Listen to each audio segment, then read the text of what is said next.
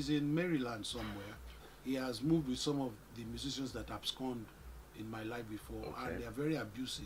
One of them was very abusive, saying many bad things about me, calling me a child molester, and my wives are prostitutes. He said many, really harsh and Nigerians words. were really supporting. A lot of people were supporting. A lot of people did come to my defense, but you see, the problem we have to ask is they don't want to understand what it costs for me taking them. Visa, salaries, feedings, bus, hotels. They just think they are all selfish with their thoughts.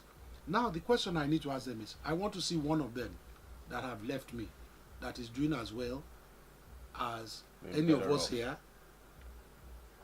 I mean, are they doing better than Davido or Wizkid or name the artists? None of them. No, you don't even hear their names. So you are in America shouting in Maryland, playing in church, and I'm still touring the biggest concert in my life.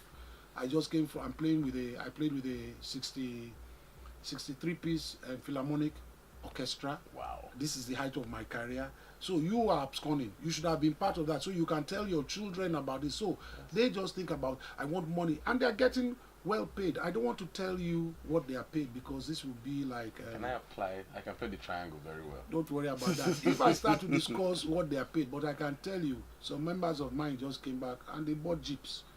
I definitely must be So a triangle. I pay as best as I've been through. Now this album is a promotional tour, so I don't make money. Okay. But I have to pay everybody that works with me. I came back from Europe and I had a deficit of 53,000 euros. That's a lot of euros. It's a lot of, now convert that. Nobody but the band. They all knew this on the way.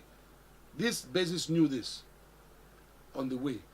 But I had to find the money to pay them their salaries, because if I didn't pay them their salaries, everybody would complain. So I had to find the money, pay them, put my name on the line, because I was going to America.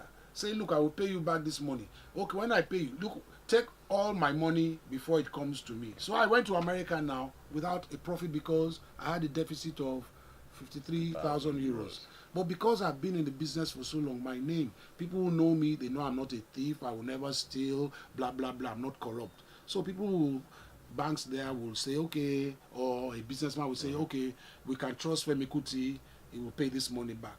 I did pay the money back, but now I'm not making money. But then I think 5 years from now, what will happen 5 years from now?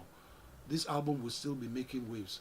I'm playing that show. I will get paid for this show. We'll do a couple of shows. So I will survive. And this is how I've done my career all my life. They want success overnight. And you don't make, it's not possible to have success. And if those that have had success overnight, where are they tomorrow? So it's about, sometimes I even do shows for free. I do the show for free because I would think that, okay, there'll be 10,000 people at this venue. 10,000 people will probably never get to see me. If I do this, okay, can you just pay my expenses? I'm going to South Africa with Jay-Z and Beyonce. I think Wizkid too is part of this festival, but I'm not going to be, because it's a charity event. Yes. Now everybody's going to think I'm getting a lot of money, but it's free. All expenses paid, but Femi Kuti will not get $1. Now, the guy who put me, I don't want to mention his name till it's finally done, who I'm working with, has been following my career for a while and wants to do some stuff with me. But they want to see, they say, will you do this charity event? If I now say, look, give me $50,000, they say it's charity. And I have to believe it's for charity. If I charge $50,000, they're going to say, oh, you this man that you are talking Pan-Africanism, talking poverty, so you're only about money. So my reputation is at stake. So I have to explain, you see, this, I can go for free, but you see my band, I can't expect them they have families. You see, I can wait for 2 years, but I can't expect my band to wait for 2 years. So I always have to defend the integrity of my band.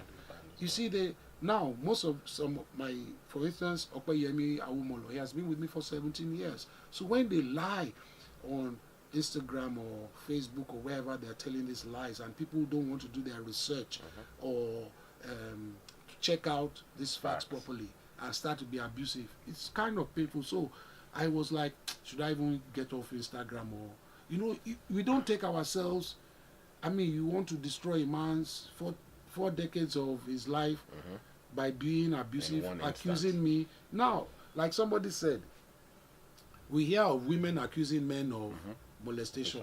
Why are you abusing me? You a man, you are accusing me. Where are the women that I molested? Thank you very much. The women should come out now. And yes, and speak up. And speak out. You are. So, is it that you wanted to chase my wife, or you are trying to sleep with my wives? There you go. Or you slept with my wife? So come out and tell me. That's you see now. So when you are now calling my wife's prostitutes, you are abusing my children. Then people are saying, it's possible. It could be true. I mean, do they understand the gravity of what they are all saying? Because now they don't know who I know. They don't know my fans in America. Because then my fans, we had about 5,000 people in New York. They knew the basis ran. Then they were making excuses for him. He wrote me a letter. Let me show you his letter. Oh, wow. Let me show you his letter. We have a letter. I have a letter from him. I have a letter from him. Then he had now abused me because I told This is his runaway letter. His runaway letter. Oh, wow. He now wrote me a letter later. Okay. But, I don't want to bring it out yet. But I want you to just read his letter. His first letter. Apologizing. Don't read it out. Just read some of it for yourself. So you know I'm not lying. You understand? Can I put this on camera? No. Just put it briefly. But don't show it. Bam. Bam. Okay. Can you read his letter? He's telling us why he left. Okay. No, go read it quickly. Okay. Read it. So you know I'm not lying, Read it. Are you a fast reader? Yes, I am. Read it, okay. Wait, is this the second letter now you are at, or the first letter? No, you said I'm a really fast reader, so I'm already at the fourth paragraph right now. Okay. It's quite okay, yes. I go on. Yes, okay.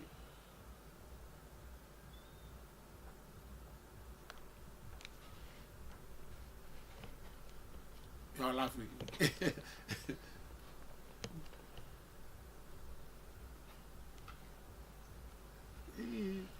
Okay, basically, he's apologizing, right? Yes, he is. Explaining why he did it. Yes. So I go and tell people, do you know what he now does? He now writes me another letter. Can I flash that one too? Yes, you can flash that one. Wait, I think, are you reading the correct one? I'm pretty sure it's the correct letter. Let me see. He was very apologetic, and he called out a few members of the band. Yes. So he now wrote a second one. Abusing my whole life now. So we're going to flash real quick. Bam, flashed.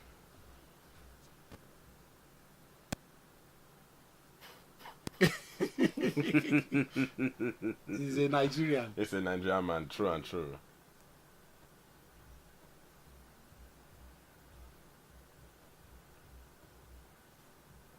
Amen. So he now cursed me and everything. Why he got angry was because I told people he apologized. But you saw he apologized. Yes, he was very apologetic. Now it might take 10 years. Yes.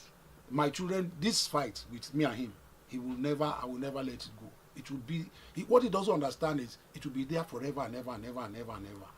So do you understand what I'm saying? So he doesn't understand, or he did. What I heard was, between him and those that had left, the plan was they must destroy me. So the only way to destroy me was, imagine doing a bad show in New York City. That's the end of my career.